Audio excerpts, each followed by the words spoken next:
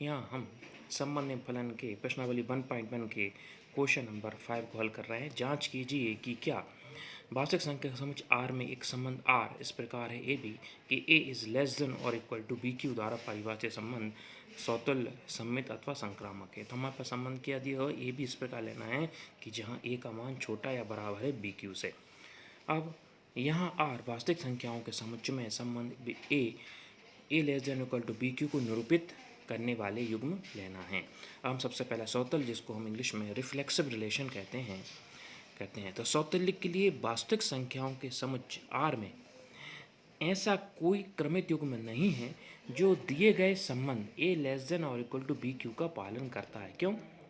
Less than और equal to B Q, जैसे हमने 2 ले लिया, अब 2 तो बी ए भी 2 है और बी भी 2, बी वाले 2 का क्यू हो जाएगा 8। तो क्या A बराबर हो रहा है पी के? क्योंकि सौतुल्य में तो ए और बी दोनों बराबर आना चाहिए, लेकिन यहाँ बराबर नहीं हो रहा है, तो अतः ये सौतुल्य नहीं है। सममित, मान लीजिए कि 1/8। अब 1/8 क्यों लिया हमने कि 8 जो है 2 का क्यू है, तो देखो ए बी क्यू आ रहा है, तो ए छोटा है बी क्यू से, 1/8 हो रहा है। तो आर किंतु 8/1, तो क्या 8 छोटा है 1 से? नहीं है, तो ये नहीं है, अतः ए लेस देन बी क्यू का पालन नहीं करता, अतः सममित भी नहीं है। संक्रामक, संक्रामक में हम इस प्रकार ले लिए, माना कि 1/8 माने 2 का क्यू और 8/7 मतलब हमने 3 का क्यू ले लिया है, तो 8 और 3 का क्यू तो 127। तो ये देखो आप 1/8 पालन कर रहा है, बी जो है क्यू आ रहा है किसी न किसी अंक का, और एक वास्तव में ए छोटा है हमारे पास बी क्यू से।